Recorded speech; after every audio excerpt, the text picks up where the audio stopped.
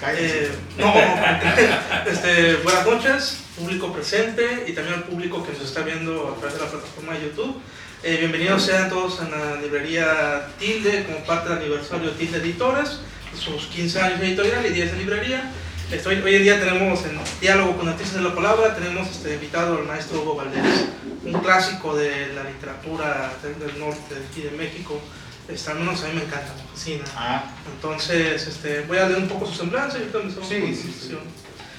Hugo Valdés ha publicado las novelas de Monterrey News, Días de Nadie, El crimen de la calle Lamberry, La vocación insular, Breve teoría del pecado, El asesinato de Paulina Lee, Los confines del fuego, Diarios de Santiago Vidaurri, y recientemente el virus del oeste del Nilo.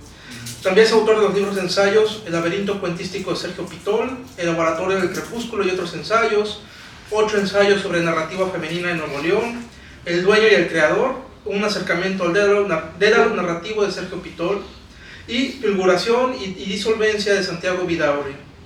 Fue ganador del Certamen Nacional de Literatura Alfonso Reyes en 1994, del Premio Universidad Autónoma de Nuevo León a las Artes en 2007, y el Premio Nuevo León de Literatura en 2012. Por último, Los confines del fuego, Diarios de Santiago Vidaurri, recibió una mención honorífica del Premio Nacional de Novela Histórica Ignacio Solares 2021. Entonces, bienvenido maestro y un aplauso. Muchas gracias.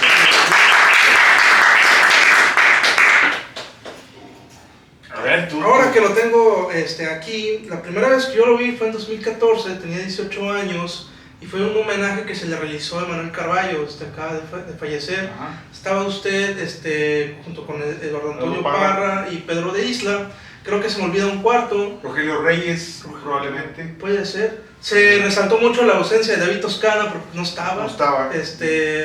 Y algo que yo admiré demasiado fue la cercanía que había entre maestro y alumno. Y yo creo que sería bueno empezar por ahí, por sus inicios. ¿Cómo fue su relación con Manuel Carballo y cómo fue sus primeros inicios como escritor, el compromiso con la palabra?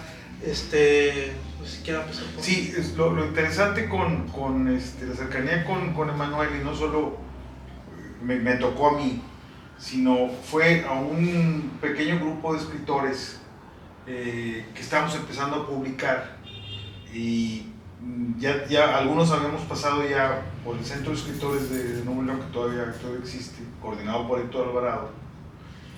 Tenemos la experiencia del taller, y a Rogelio Reyes de la Normal Superior, que de hecho él estaba en ese homenaje que tú mencionas, invita a Emanuel a un tallereo con un grupo muy grande, no solo los que mencionaste, algunos más, sino mucha más gente, para trabajar con ellos. Entonces hubo una cercanía ya con trabajos no solo en proceso, sino los ya publicados, ¿no? Entonces fue un acercamiento, digo, que no solo fue fructífero o benéfico para mí, sino pues para el mismo Pedro, para Eduardo Parra, que tuvo luego un poco más de oportunidad de tratar a Carballo en Ciudad de México, ¿no? Cuando se va Eduardo para allá, pues pero ahí lo interesante, te digo, es que ya se estaba iniciando, se tenía muy claro que funcionaba muy bien la dinámica de taller, que no era una cosa de elogios mutuos, sino no desgastante, es pesado, puede ser ríspido, pero era una muy buena manera de ser críticos con lo que estábamos haciendo, ¿no? Entonces eso confluye con varias ocasiones en las que vino Carballo, pero insistiendo en eso, en la formación de talleres. Muy probablemente, sí, creo que a partir de eso decidimos, poco tiempo después, no mucho tiempo después, 4 o 5 personas, mencionaste Eduardo, a Toscana, a Ramón López Castro, que estaba también en estas reuniones, el hacer lo del grupo del Panteón para trabajar las novelas que estábamos haciendo. Y nunca fue de que elogios mutuos, ni no, por la amistad que había y hay entre nosotros, no se llegó a más, pero nadie salía cuando hacía sus babosadas o algo que no venía, pues nos tirábamos a rabiar y a pitorrearse muchas veces, ¿no? Pero pues aprendíamos, ¿no? Entonces eso quedó, o sea, fui yo con esa experiencia que siempre yo se las recomendaría a las generaciones jóvenes que tienen un proyecto más o menos muy claro de hacer y que no está nada más trabajar con sus pares, ¿no? Trabajar bien, ¿no? Si no pueden ir a un taller de no sé quién que venga de afuera, que tenga ya más experiencia, entre ellos mismos lo pueden hacer, que fue lo que hicimos nosotros, ¿no? No había un coordinador, pero nos estábamos revisando muy bien lo que estábamos haciendo, ¿no? De hecho, los cuentos de los límites de la noche los tallereamos, salieron de ese taller. Estación Tula, también parte de Santa María del Circo, porque aquel la dejó, o sea, no encontraba la salida para esa novela y después tiempo después ya lo resuelve, ¿no? Parte de Ortiz de Rambert lo vimos ahí, en fin. O sea, sí fue algo que nos tomamos muy en serio y era en época pre-internet. O sea, no había esto de que bandas, ahí te va mi texto, sino que nos comprometíamos vernos una semana. Cuando nos veíamos, nos llevábamos las copias, 10, 15 cuartillas, lo que fuéramos a ver para la siguiente semana, para leer bien y anotar todo, no solo la lectura en voz alta y ¡ay, qué bonito! Y no, ese trabajo. Entonces sí, y hasta rentábamos un departamento donde había vivido Eduardo Parra antes de casarse, y era ahí nuestro lugar para dormir. O sea, nosotros le metíamos dinero a eso, aparte de trabajar, ¿no? Sí. O de trabajar nuestros textos. Era pues tomarse en serio el oficio de... Pues esa es la idea. Sí, no, pues, por ejemplo, mi generación, pues por ejemplo, yo lo llegué a ver en 2014, tenía 18 años, claro, o sea, yo venía siendo lector del Crimen de la calle Aramberri. Para mí ya era un clásico porque incluso ya lo leían los maestros de secundaria y eran los que pues, lo recomendaban. Entonces también que este libro llegue a esos maestros, pues se habla de mucho trabajo, hay mucho trabajo de fondo.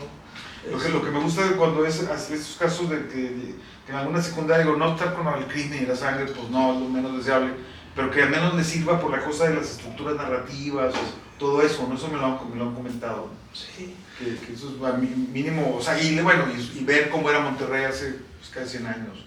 Que bueno, que de hecho este año estamos de fiesta porque se cumple 30 años de la primera edición. Por decirlo de alguna manera. ¿Por qué? Por decirlo Pero ¿cómo? O sea, ¿se cumplieron? ¿De la primera publicación? Ah, es cierto. 94. Yo pensé que no. La novela, sí. Sí, claro. Algo terrorífico. Sí, para ese momento. Sí, son ya, ya los 30 años. ¿verdad? 30 años, sí, se publicó en el 94, estamos en 2024, 30 años. Y según yo, cada 10 años había una reedición, ¿no? Cada tanto tiempo, dependiendo. O sea, de hecho, de esta, no sé si fue del 2013.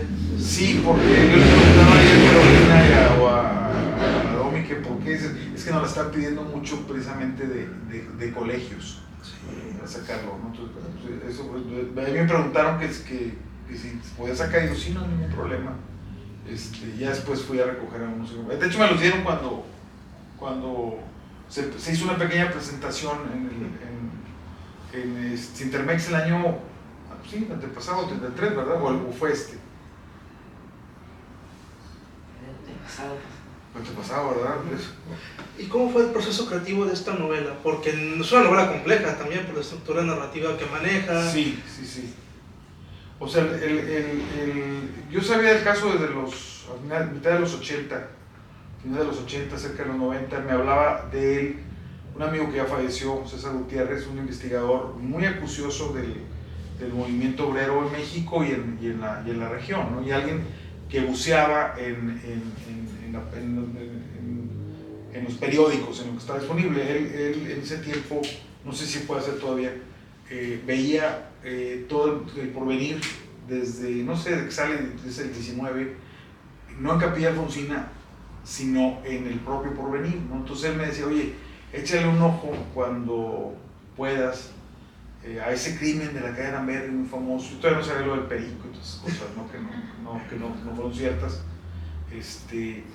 Veo la nota, dice tal fecha, y el periódico en ese tiempo eran 8 paginitas, o sea, o sea, te puedes leer toda la edición un día sin mucho problema, saltando anuncios, pero al contrario, estás fascinado viendo cómo era Monterrey de esa época a través del periódico, no necesariamente exactamente así, daba un vistazo. Entonces veo, me llama la atención, pero todavía no era momento para esa novela.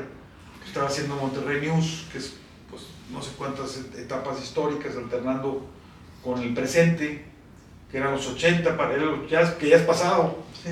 El presente ya es pasado, ya es un pasado de 40 años, ¿no? Entonces, eso alternaba, era el presente alternando con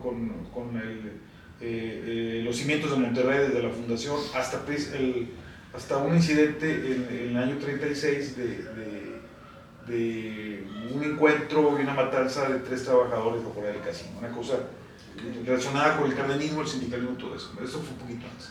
Entonces no era momento. Cuando llegó el momento de hacerla, que fue después de hacer Días de Nadie, me encuentro en materia, estaba fascinado con lo que estaba encontrando, con lo que encontré, tanto en periódico como en los expedientes judiciales que están a la mano. Una vez me regañó bien César Morado, dice, no hombre, ya tenemos que proteger esto porque todo el mundo viene a pedirlo, porque se maltratan.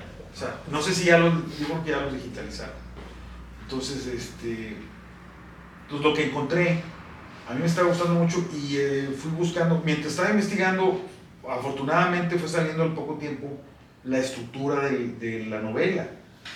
No siempre sucede así, y para mí fue afortunado porque no tardé mucho en hacer un primer borrador, y después unos 8 meses, algo así, pero después fue año y medio, no sé cuánto tiempo más para darle otra revisión, pulirla. Pero ¿cómo se llama? Las 4 partes de que está formado, sí, las tuve claro, y las voces, ¿no? Lo del detective me salió así sin darle mucha vuelta, de que va a ser la voz para no. Son la parte irracional, que a mí me gusta mucho, creo que me gusta mucha gente. Lo que no sabemos, cuando uno está escribiendo un libro, un proyecto largo, y las páginas del día, no sabe uno hacia qué parte te van a llevar. Tienes una vaga idea, sí, pero realmente ya la intuición, azar o algo, o la propia escritura te lleva por sus caminos, ¿no?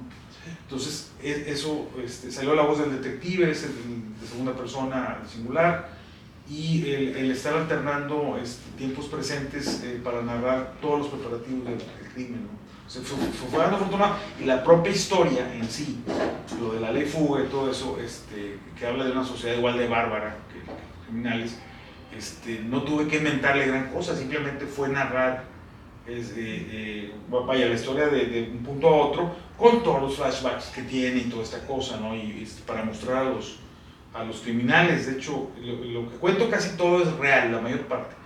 Diálogos que se dieron, pues quién sabe, no sé qué se hayan dicho cuando van a la zona roja, al Trevo, todo esto, pero pues eso se inventaron, ¿no? Yeah. Pero fue afortunado, te digo, no por el tema en sí, no siempre es así. O sea, el videador me costó añales de estarle dando vueltas, y la dejé, ¿no? Estaba fastidiado de lo mismo, hasta que le llegó ya su forma, ¿no? Con mucha forma, ¿no? Cuando decidió, ya es hora de publicarlo. No, lo decidí, lo traía hace mucho ese tema, de hecho era cuando iba a hacer lo del crimen, yo pensé que iba a hacer la tercera novela y no me gustaba, no salía, ¿no? Pero seguí investigando durante los 90, o sea, no había año en que no le dedicara, hablando ya de algo al siglo XIX, o sea, fue muy vasto, y es de nunca acabar, es la cosa, es un tema fascinante, pero para hacer una novela le tienes que poner un alto, tanto a la investigación, sí, o al estar sacando notas, si no, nunca vas a hacer nada. Entonces, y era esa decisión de usar la voz en primera persona, que ya lo había pensado de un principio, pero estaba buscando otras salidas, otra estructura que no me convencía, acabé con la primera. Súper genial, que al final de cuentas uno lo lee y piensa que está leyendo la conciencia de Monterrey de ese tiempo. O sea, cuando está entrevistando a los sospechosos, uno queda fascinado. Sí, cambié 22 años después de la publicación de El crimen de la calle Aranberry, en 2016, publica El asesinato de Paulina Lee. Sí. Y lo menciono y lo relaciono así saltándome en el tiempo, porque pues esto ocurre en el 33 y lo de Paulina Lee ocurre en el 38. Sí, 5 años. Entonces, ¿qué fue lo que lo llamó la atención de este otro caso? Me hablaban de eso cuando ya estaba publicado El crimen, y es normal que escribes una cosa de estas, y el crimen de quién sabe quién, y el crimen de no sé qué, entonces, pues escuchas, ¿verdad? Y ya había escuchado, ya no dicen más, y yo ya había oído de la chinita Lee, decían, pues porque era muy joven y no me llamaba la atención. Cuando veo precisamente en búsquedas hemerográficas, empiezo a ver cómo lo asume el periódico, un periódico serio, que era El Porvenir. Bueno, El Porvenir todavía existe. Pero vi cosas que no me parecieron. Vi unas mentirotas del tamaño del mundo. El muchacho al que culpan, Cesario, tenía 15, 16 años, creo. No me acuerdo exactamente. Un muchacho que terminó primaria, difícilmente trabajaba de repartidor en una bicicleta, lo que vemos. Y lo ponen con unos diálogos así muy doctos y la maté porque en mi foro interno, no sé qué tarugada, dices, esto no es cierto. Entonces voy viendo todo el caso, no hay un caso judicial, a diferencia de Crimen de Aramberri, desaparecieron. Pero lo que alcanzo a ver, y ahí sí no hablé con descendientes, es más penoso todavía el caso. Con el crimen era mucho gorro hablar de ese tema con quien sobrevivía. Con la China peor. Es vergonzoso para una persona hablar de eso, de su familia, ¿no? Entonces, con lo que pude reunir, me exigió el tema hacer una novela. O sea, eso yo te digo, no me interesaba y me interesó como lo más importante. Precisamente por ver cómo en 5 años la ciudad había cambiado tanto, que cómo se había vuelto cínica la ciudad. Cínica cínica que la ciudad no solo como abstracción, sino que su policía es cínica, la prensa seria lo es, los políticos, ya es corrupta. O sea, de hecho le dan al pobre muchacho, a diferencia de los asesinos de Crimen de Aramberri, se los llevan a Suazo, donde eran la mayor parte de ellos, para hacer una disque reconstrucción de cómo se repartieron el dinero, una mentira. Lo hacen en el cerro de la Loma de la Cruz, que está en la entrada.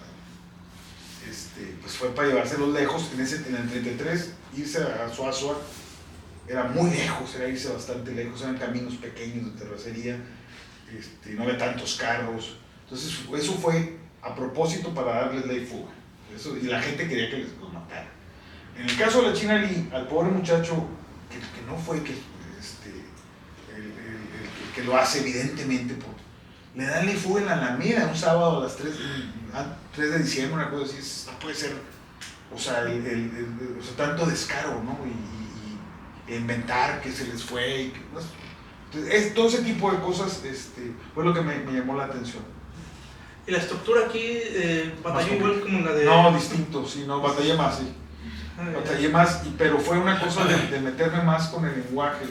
En el crimen hay algunas cosas, no tantas. El uso de palabras que solemos usar en femenino, entrega, ventana, y acá por ejemplo dicen ventano, entrego, si buscas no es incorrecto. Me atreví a ponerlas como algo propio de la época. En el caso del crimen, con la China hay un chorro de cosas, de palabras que ya no usamos, ¿no? que eran muy comunes en ese momento, porque me llamó mucho la atención que hablaran de las calles petrolizadas en vez de pavimentadas o con chapopote, era el término. Sí, ya está, porque además estaba el crecimiento de la ciudad, ya estaba lo de la creación de más colonias lejos del centro fundador. Sí. Entonces ya empieza a haber colonias cerca de las fábricas. También es ese proceso en el que los pudientes van alejando. Sí, así es, del primer cuadro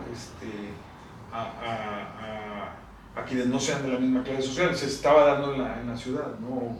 O quien vivía en el centro, por ejemplo, había muchas, o sea, no se hablaba de término vecindad, eran accesorias, que eran una cosa terrible para tanta gente que venía a buscar trabajo y no encontraba, venía con sus familias, mientras vivía en esas accesorias en el primer cuadro, en condiciones pues inhumanas, ¿no? Que era lo que había en Monterrey, ¿no? Monterrey la exitosa ciudad, así era, ¿no? Entonces, bueno, poco a poco empieza a haber estas colonias en las afueras y era que las empezaban a petrolizar, y así, en medio de una tremenda inseguridad, oscuridad, violencia y todo esto, ¿no?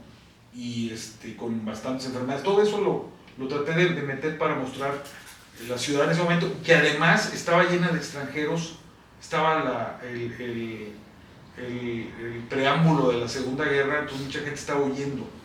Y eso me tocó, o sea, no solo los chinos que hay en la novela, como esta joven era de una familia de chinos, sino había bastantes judíos, polacos, rusos, de todo.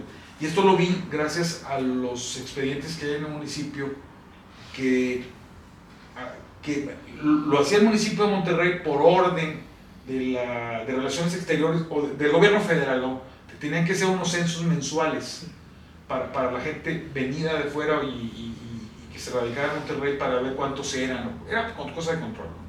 Entonces veías cómo estaba la ciudad, ¿no? Entonces parecía una cosa como tirando a cosmopolita, pero no lo era, seguía siendo un rancho grande, pero tenía más zonas rojas que 5 años atrás. Eso es lo que me llama la atención, cómo se dispara la ciudad en 5 años, o sea, cómo se vuelve cínica en tan poco tiempo.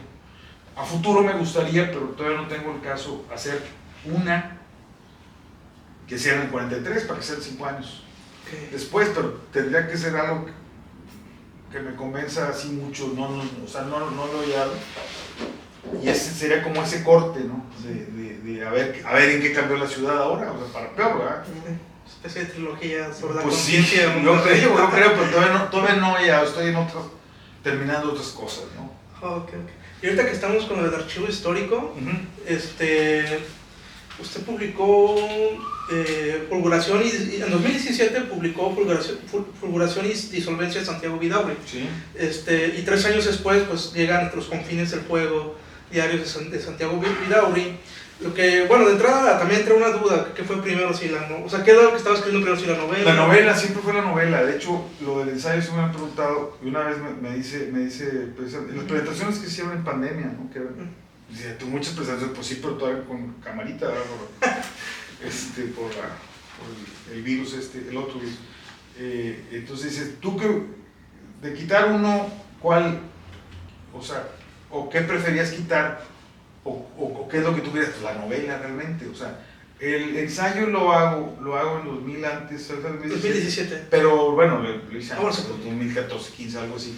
Fue para ver qué material, o sea, ver todos mis materiales, lo que yo creía saber del personaje y de su época, organizarlo y ver qué me faltaba saber o entender, o sea, hubo cosas que no tenía claras yo mismo, ¿no? Esa fue la idea del ensayo. Hay algunas ideas que están así, pasan en la novela, lo de esta cosa de Orfeo en los infiernos, que en este caso sería, si no es la mujer amada para Orfeo, en el caso de Vidaurri es el Monterrey que pierde, cuando se va al imperio y se va a Ciudad de México, como insisto. Imaginar el castigo para un norteño acostumbrado a este panorama, y no solo a la ciudad, sino a Lampazos, o sea, todavía al norte, ¿no? De repente ya confinado a Ciudad de México, pues ya era un morir en vida, ¿no? Para alguien así.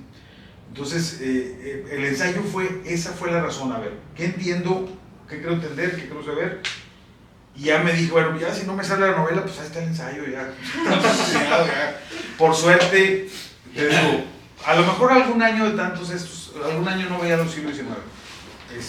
Pero otros sí, y luego con la ventaja de que mucho material que está en la capilla está digitalizado, descargas y lo lees, y sin temor de maltratar un libro pues, antiguo además. Entonces muchas cosas que no había leído las pude ver tanto para el ensayo, pero también para la novela, ¿no? Entonces se da el proceso, o se da en el 18, por alguna razón digo, bueno, pues ya hay que hacerla. Una novela que según yo iba a ser en el 90, no me salía, ¿no? ¿Desde el 90 no estaba? Sí, no te digo que era el lugar de crimen, era la que seguía, pero no, o sea, empezaba a entender más siglo XIX y es una vorágine, quieres saber más, pero tienes que parar, ¿no? Entonces, lo fui dejando, pero por suerte hice otra novela, no me quedé así, con que nada más, sin hacer nada, ¿verdad?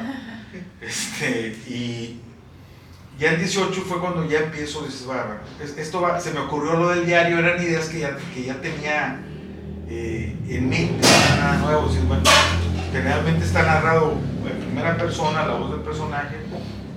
Hay un avance de él en Monterrey News, en el capítulo Yo Vidaurri, que habla, no es exactamente, no tiene los mismos temas, porque hay otros dije, bueno, no tiene que ser igual.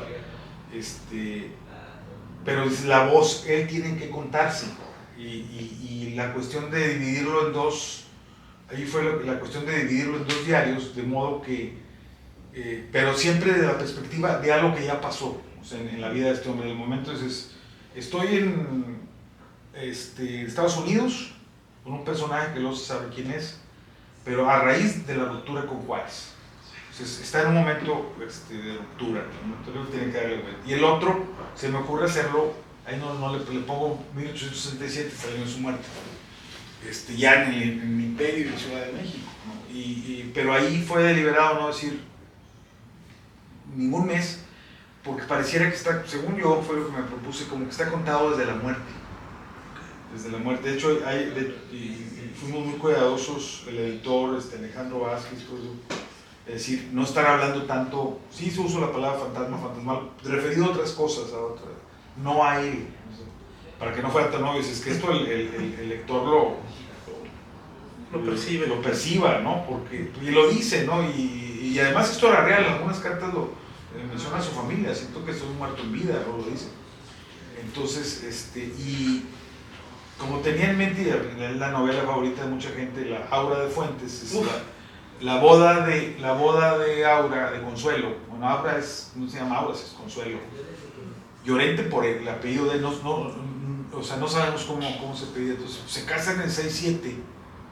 Se besan y dicen, ay, pues que Vidaurri esté en la boda de Aura. O sea, que conozca Consuelo. El general Llorente. Sí, hace poco hablé con él, le puse el nombre de Almada por un amigo mío, que es el doctor Almada, un lector diplomático. Bueno, él no es de Oaxaca, pero como es francófilo, dije, bueno, estaba pensando en él, haz de cuenta, pero por eso le puse Llorente Almada, Carlos. Y además no sabemos cómo se llama el general Llorente, nada más Llorente. Y él es Felipe, esa figura que reencarnará, no es lo único que sabemos, Felipe Montero.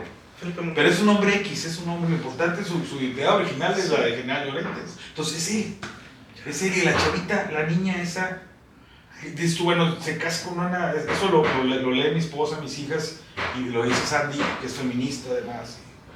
Dice, bueno, está mal, digo, desgraciadamente así era en ese momento, o sea, muy probablemente se basa Fuentes en el matrimonio de Bazán, ¿cómo se llamaba? Que le llevaba hasta más años, hombre, con una mexicana, y eran 35 años de diferencia. Híjole, o sea, entonces, no era extraño en ese momento, ¿no? Pero acá, como vemos en la novela... ¿Cuánto le llevaba a su esposa? Sí, era muy común. Entonces, bueno, ese tipo de cosas fue con las que se me ocurre meterle a la novela, y ahí de repente cambiar a la segunda persona, esa boda está narrada en segunda, ya para el lector, digo Aura no sé cuántas veces, ojos verdes, ya para que entienda el lector de qué estoy hablando, ¿no? Sí. Ya, cuando es la boda en sí, no la boda en Palacio, que supongo que se debió casar en un ambiente así, Llorente y Aura, y Consuelo, perdón, antes de irse a Europa. Ya no le toca la debacle del Imperio, sí a Vidaurri, ¿no? Que eso está en el libro.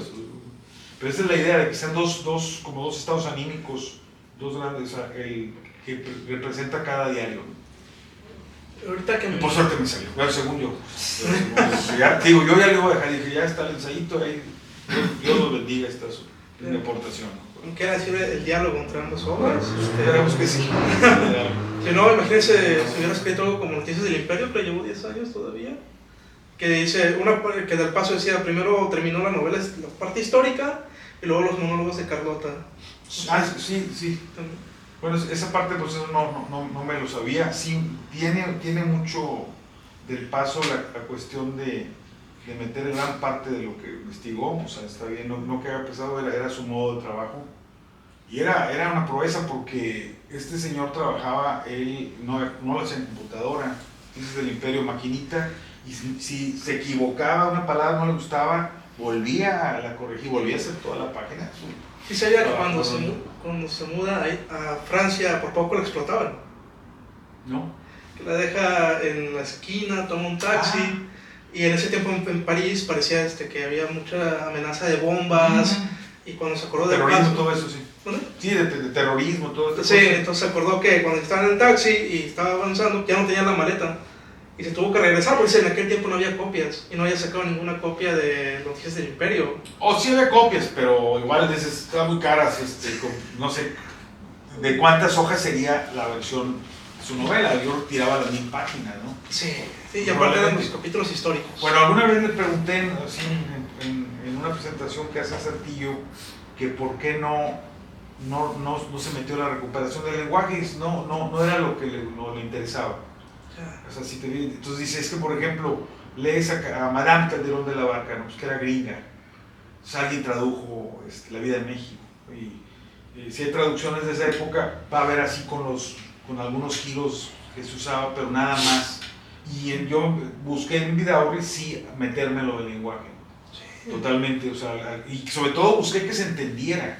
Sí. Que se entendiera porque dicen, de repente me decían expresiones medio raras, pero el contexto trata de que sean claras, y las que me parecían muy bellas, que desgraciadamente se han perdido. Y otra cosa que a mí me gustó mucho no de mi novela, sino de los personajes reales, en las cartas tanto de Vidaurre como de los amigos, el uso, y no necesariamente era gente docta, gente eran ganaderos, nachos con alguna educación, pero usaban muy bien el lenguaje, es lo que me llama mucho la atención, o sea, muy bien una serie de uso de verbos que están ahí y que a ver, está usando algo que dice de enfermedad, y lo buscaba y está usado correctamente, o sea, usaba el lenguaje. Igual lo que aprendían, lo aprendían bastante bien, y más que muchos de ellos, no haber teléfono, la carta, la palabra era un medio de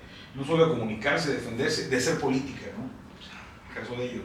Entonces, eso fue lo que busqué también, esa recuperación. Y dentro de la estructura de esta obra, ¿te podría decir que la parte de recrear este lenguaje fue lo más difícil o qué otra dificultad hubo? No, porque ahí fue más tanto tiempo, ¿no? Fue más bien podar. Buscaba... vi expresiones que son muy anteriores al siglo XIX, que son hay cosas, dices, estos giros, esto lo usaba Cervantes en el Quijote, dices, la misma expresión, muy parecida, la usa en una carta, un otro, no, fue convencerme de que esa era la estructura la que más me servía al final. Encontré como, no sé, eran como 15, 16 temas, algo así, no me acuerdo si 16 temas. Entonces digo, vamos a imaginarnos este personaje al centro. Y está la idea siempre del círculo, no tanto laberinto, sino la cosa circular, como está en el virus de lo del virus, está los círculos constantemente, pero eso es con relación a la locura, ¿no?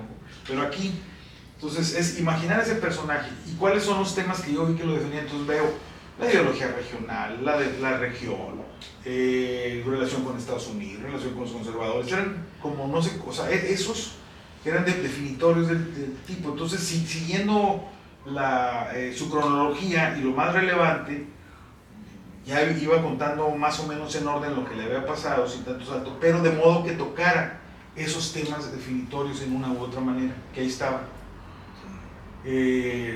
La frontera, el comercio, o sea, incluso como me pongo ahí, pues jugando con eso que dice, yo debería ser el santo patrono de los comerciantes, que de alguna manera lo es, ¿no? O sea, los condenó a ser más ricos de muchos de ellos, ¿no? Condenados. Por decirlo, uso el verbo en el ensayo y lo uso también en la novela. Entonces, esa fue la idea, ¿no? Ya tenía lo relevante que iba a pasar, pero sin dejar de cubrir esos puntos y ya, o sea, si salía más adelante, pues bien, si no estar con lo mismo, ¿no? Para definir a ese personaje, ¿no? Y lo que te decía, el Segundo Imperio está desde ese limbo, sobre todo la muerte. Entonces, tuve la suerte de encontrar en alguna referencia más datos sobre los últimos días de él en la casa de los Wright, de estos gringos que lo protegen realmente, no que lo entreguen, como se ha dicho, y que la mujer que sale ahí está rodeado de mujeres importantes. Esta joven que aparece ahí, que después fuera una de las feministas, de las precursoras del feminismo en México, y es Dávila, se me va el nombre de pila, pues es un personaje real, y que luego se anduviera con la cosa de los espiritistas después, desde muchos, ya 30 años después, ¿no? Entonces, pues esto me da pie para que el famoso diario, pues, no sé, o sea, tenga algo de sobrenatural, ¿no? O que la chava le haya añadido algo a estos diarios, ¿no? Y que o sea, quizás después de una sesión espiritista, ¿no? Eso obvio no pasó, pero dije, esto me da pie para... Es la libertad de la literatura. La libertad, sí. La libertad. Sobre todo, insisto, en esa segunda parte que es como fantasmal, ¿no? Sí. Es el testimonio de una voz que habla, ¿no? Sombra de una voz. Y también la tradición pues, con Aura, el diálogo con esa obra. Ahora vamos con... Bueno, hasta el momento es la última novela que ha publicado, ¿verdad? Sí. Bueno, su última novela hasta el momento, a primera vista, parece alejarse mucho de las novelas anteriormente mencionadas. Sin embargo, al final sucede algo que vuelve a involucrar la ciudad relacionada con la cultura y sus respectivas instituciones. Conocemos a Susana a través de los ojos del narrador personaje que la odia. Al mismo tiempo, parece verse en ella como si fuera un reflejo de eso que no alcanzamos a ver por el ego. Y todo termina en locura. ¿Qué significa el virus del oeste del Nilo para Hugo Valdés? Es esa exploración, ya lo me explicaron, de lo del narrador no fiable, o desconfiado, no sé cómo le llaman, como todo está visto a través de alguien. Es que como llega un momento de esto, de entrada, ¿por qué está estructurada de que empieza el primer capítulo? Precisamente para marcar esa ruptura. Y ahí cuando el lector va avanzando y ya nota, ok, está loco. Sí, es eso. Es fractura de la realidad. Ajá, sí, simplemente, el orden iba a ser el mismo, ¿no? El orden son 24 capítulos, uno del presente y el... sin numerarlos, o sea, normal, hubiera funcionado, o sea, Lo tengo muy rayado, es una disculpa. Sí, no, está bien, no, qué bueno. O sea, el uno es cuando ya está con el archivo y está toda esta cosa, ¿no? Presente. Entonces, si alternas el pasado desde cómo fue la ruptura, lo que lo llevó a esa ruptura, pues es uno, no pasa nada. Pero yo quise poner 1 y luego 13, porque sería el orden normal, o sea, para leerlo, es como se leería la novela o como está hecha, en un orden lineal. Sí. Pero no, pues insistí en ponerle 1, 13 y luego 2, 14, ¿no? Para hablar de esos dos grandes momentos o dos tiempos, ¿no? Lo que está pasando. Y de modo que al final, pues, todo tenga sentido, ¿no? De por qué acabó así este tipo, ¿no? Y bueno, fue una exploración sobre la locura, sí se clava en esa obsesión, y es alguien que no es escritor. La otra sí, y se me da miedo cómo termina. Sí, entonces él no es escritor, pero está obsesionado en tratar de demostrar la impostura, pero eso lo desgasta a un grado enfermizo, un grado desquiciante, ¿no? Y eso lo quise enfatizar, lo quise poner, y hay cosas realmente que yo no sé si las vio o no, o sea, hay cosas que está imaginando, realmente no son reales, ¿no? Lo que pasa en el otro lado, el que va a este otro lado de Estados Unidos, que es el otro lado de la mente, por eso insisto mucho lo del otro lado, ¿no? Puede ser McAllen, es un hotel cercano a la autopista, donde se ayuda, pero está tronando, o sea, el tipo ya tronó, entonces, y la narración, la parte del pasado nos va a ir llevando al momento en el que truena, ¿no? en el que enfrenta a esta chica que no se mete con él, al margen de lo que haya hecho, pues ella está con su vida, ¿no? Pero él está obsesivo lo que hace de amenazarla con lo que fue una pistola de postas está mal, o sea, es un acto psicopático, ¿no?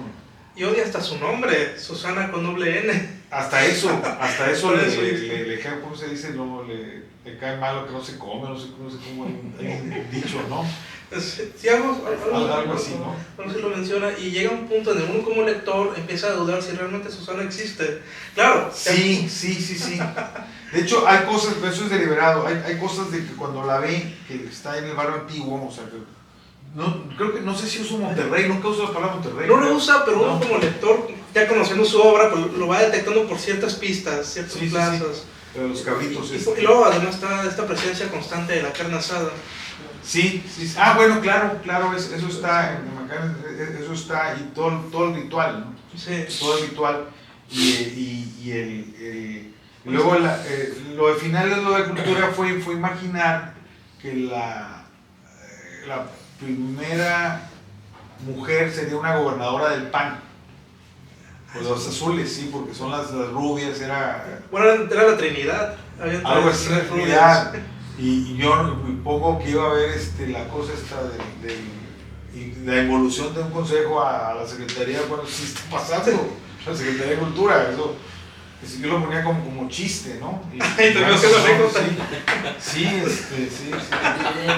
Sí, pues eso, pero la gobernadora y que las tres, y está lo de los cabritos espectados para decir, esto es Monterrey, ¿no? Sí.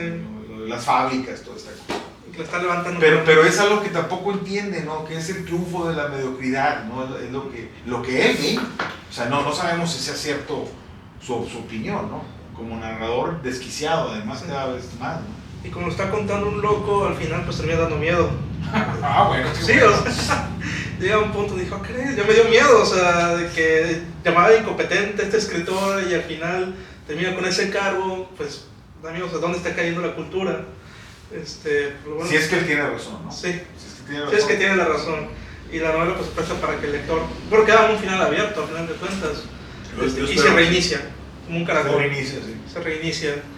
La recomiendo. Bueno, ahí gracias. Ahí está lo de la cosa circular. Cuando va a tronar, escucha pues con el karaoke, ¿no? Y eso, si ustedes ponen la canción más bella que quieran, lo que sea, o el inicio, pues repítelo, y es una cosa terrible. Sí.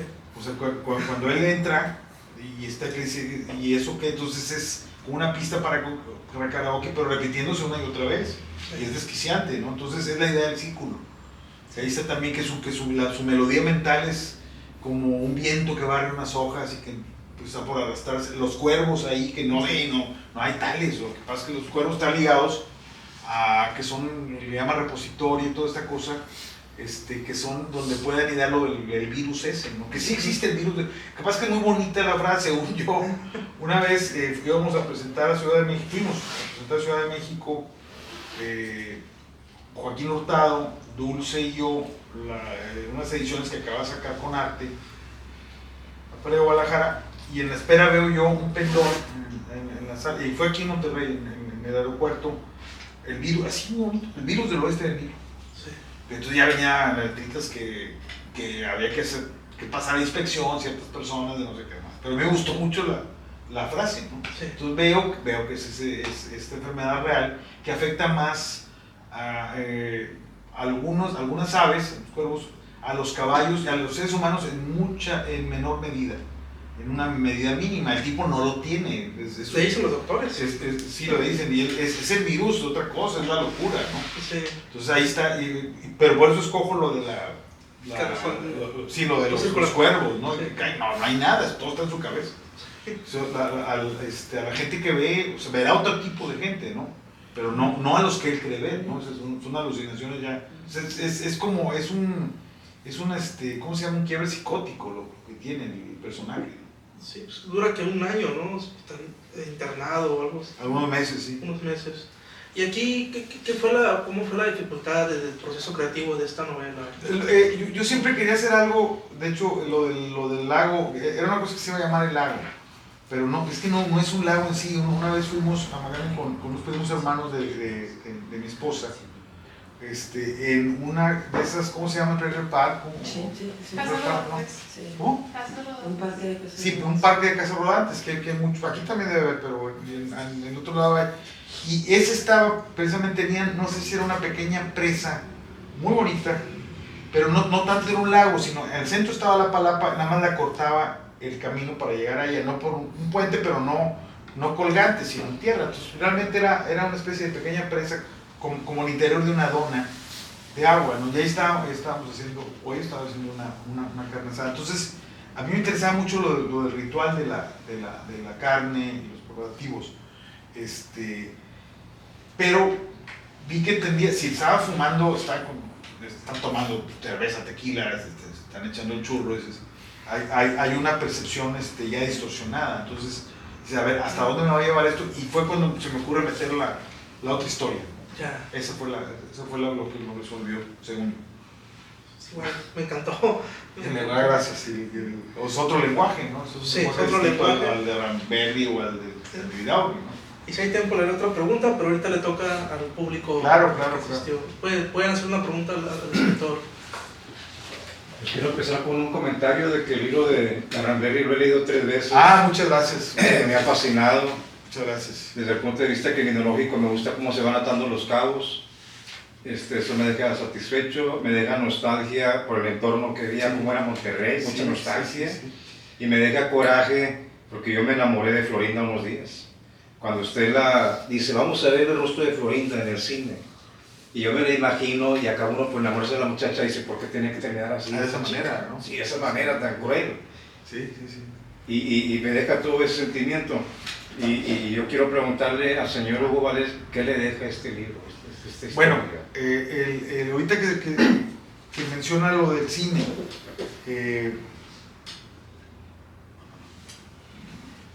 me obligó, por ejemplo, ahorita que lo de la familia, a mostrar también la vida personal de ellos, no solo la cosa judicial, sino decir, tiene que haber un preparativo, mostrar la vida cotidiana.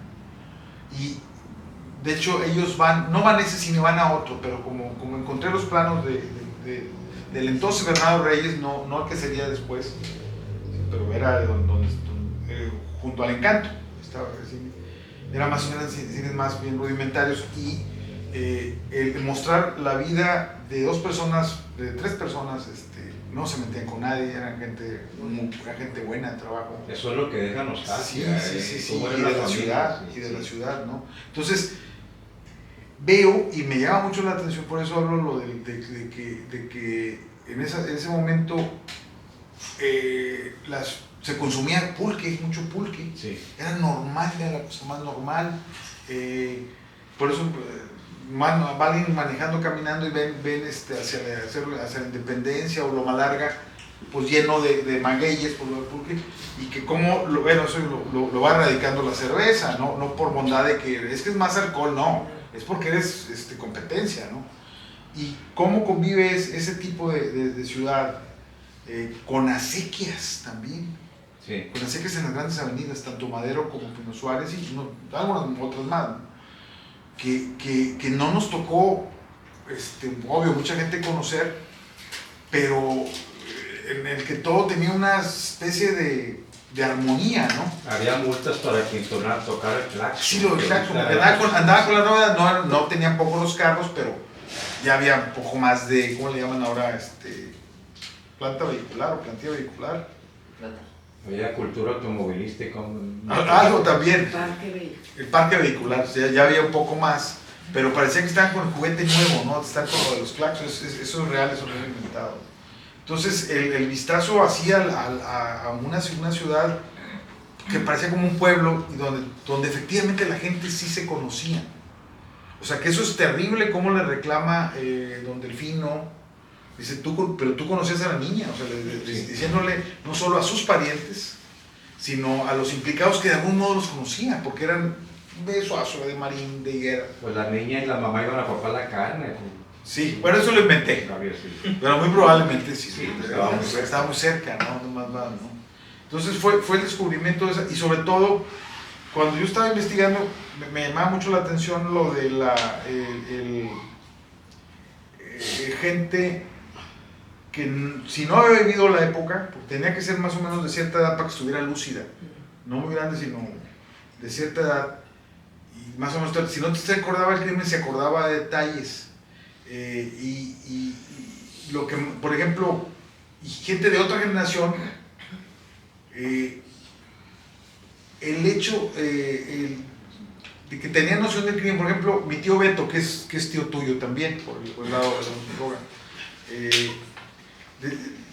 no es de ese tiempo, pero sabía del crimen y que, vamos a pensar que en los 40 había gente que le daba miedo pasar cerca de la casa. Sí. Entonces, ¿cómo se quedó grabado eso en la ciudad? Eso me llama mucho la atención. O sea, ¿cómo lo sobrenatural que ocurren muchas cosas en la casa? Pues eso yo digo que viene desde que Don Delfino dijo, esto fue obra del diablo. Del diablo, eso es terrible, el hombre está destrozado. Es terrible. ¿De quién sospecha? Del demonio. Del demonio, dijo Don Delfino. El dolor, ¿no? Tal vez con ingenuidad o con lo que haya sido, pero como que ahí cayó una maldición, no sé, porque pues esa casa, todo lo que ocurrió después. Lo que ocurre después, ¿no? Entonces, lo que hice fue mostrar judicialmente. Me platicó alguna gente, bueno, no solo viene en prensa, sino que efectivamente, eso lo comentó Garza Quirós, Fernando, lo de esa lección cívica, de llevar a los niños de la mano a ver a los cuerpos, como dicen, miren, es lo que pasa por esas cosas, sí. Son lecciones cívicas terribles, la sociedad estaba igual de bárbara que los criminales, o sea, no estaban... Sí, pues el hecho de escupir los cadáveres, todo eso. Todo eso, ¿no? Perdón. ¿Alguien más tiene una pregunta?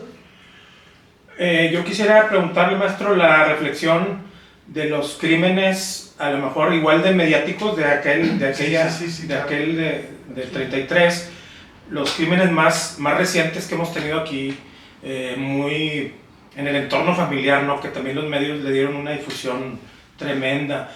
Me gustaría saber su opinión de precisamente el periodismo, si lo ve usted que ya lo ve de una cierta madurez para manejar ese tipo de... No, sigue siendo lo mismo. Es lo mismo, o sea, yo no lo vemos, es esa cosa de los medios, de que del medio que agarren, ¿no? Las casas editoriales, ¿no? Con una mano, por decirlo así, pues con una mano tenemos un conjunto de secciones, que es un periódico, las cosas sociales, todos sus cajones muy acomodados.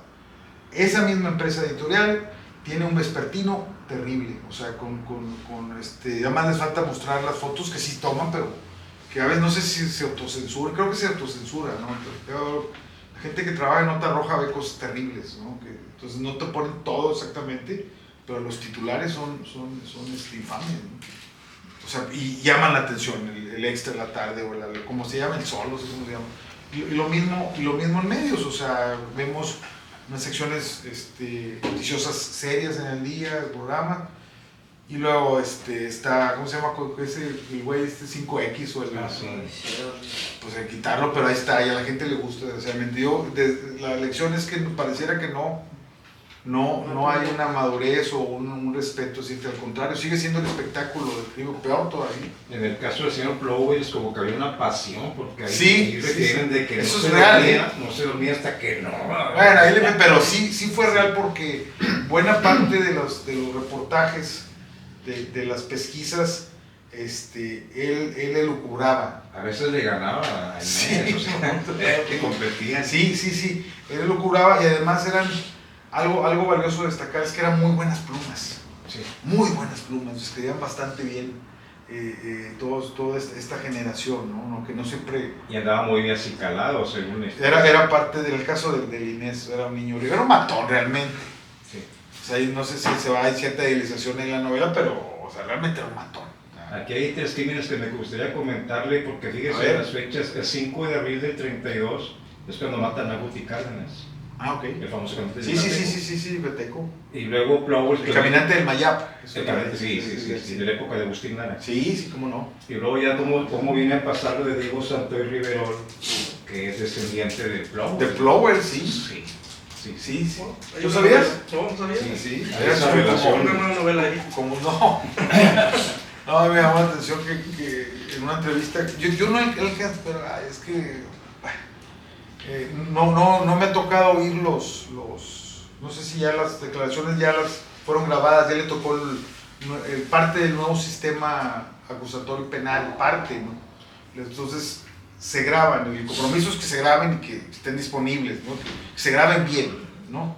No que sean, tengo unos cassettes y una grabadora, no, debe ser algo que funcione para estar oyendo. Entonces yo no me ha tocado oír para ver quién es más mentiroso de ellos, de esto, del muchacho pero no sé quién me comentó, o en una entrevista de La Fuente, que tenía a la mano el libro del crimen. Entonces le pregunto, sí, pues entonces le dice, no, un crimen muy feo. Así fue lo que comentó, como terrible o algo así. Pero yo no me ha tocado más ver, o sea, quizás, pero tendré que pensarlo mucho.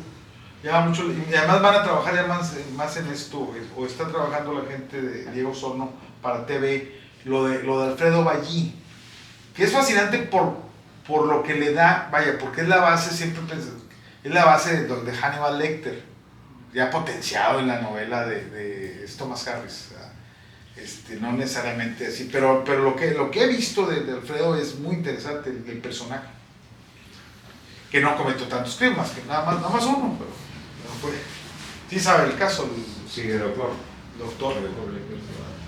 Bueno, maestro, ya para ir cerrando, ¿nos podría hacer lectura de alguna de sus obras? Si se puede decir. Ok. Por favor.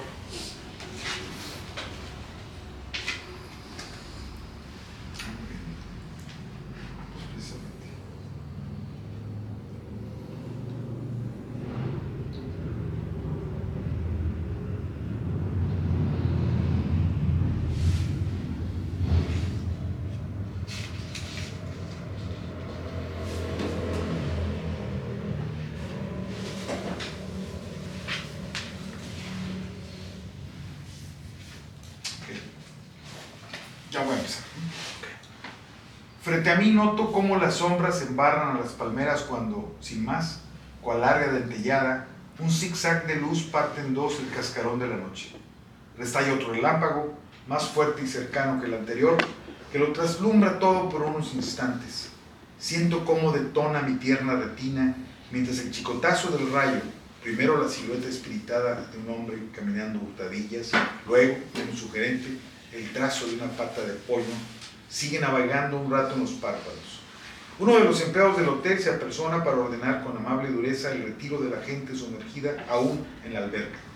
Todos obedecen con cierta reticencia, mirando hacia el fondo nocturno, con la esperanza de que cese el relampagueo, pero se engaravita a tal punto que ya no permite identificar sus figuraciones electrizadas.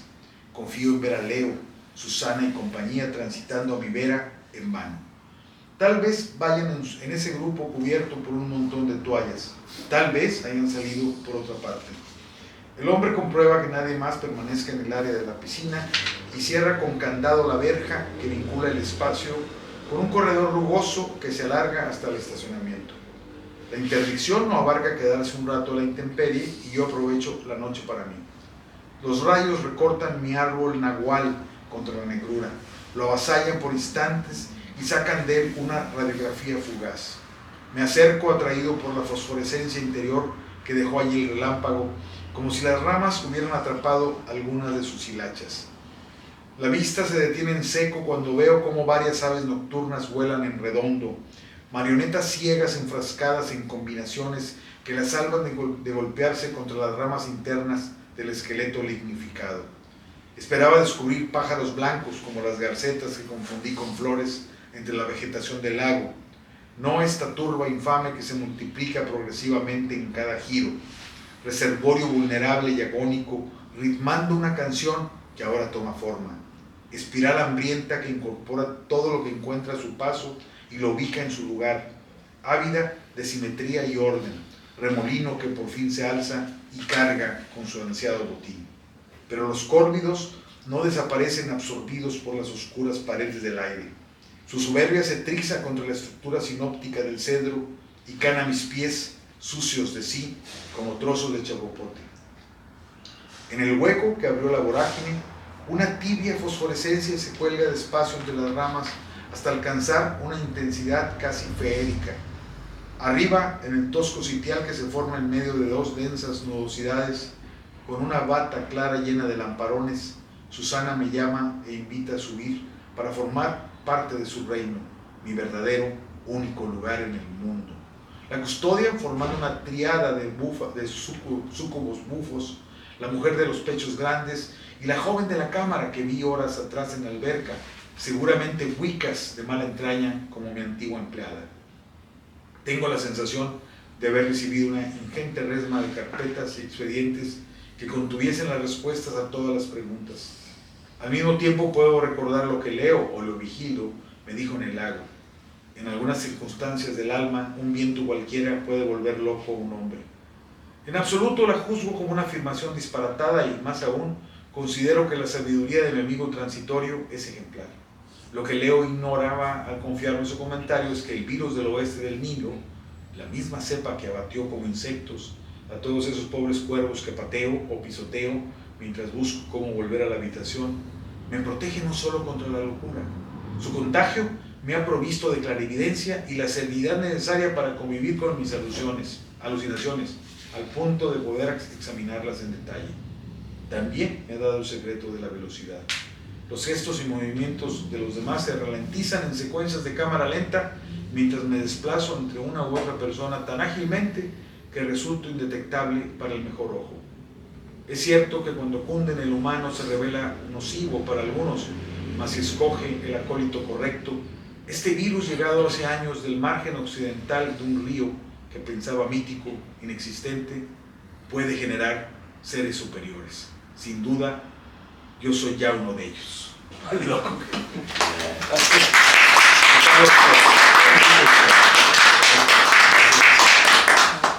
Muchas gracias. No, hombre, muchas gracias a ustedes. También agradezco mucho a Petagua Quiroga por el espacio, Tilde Editores, Tilde Librería.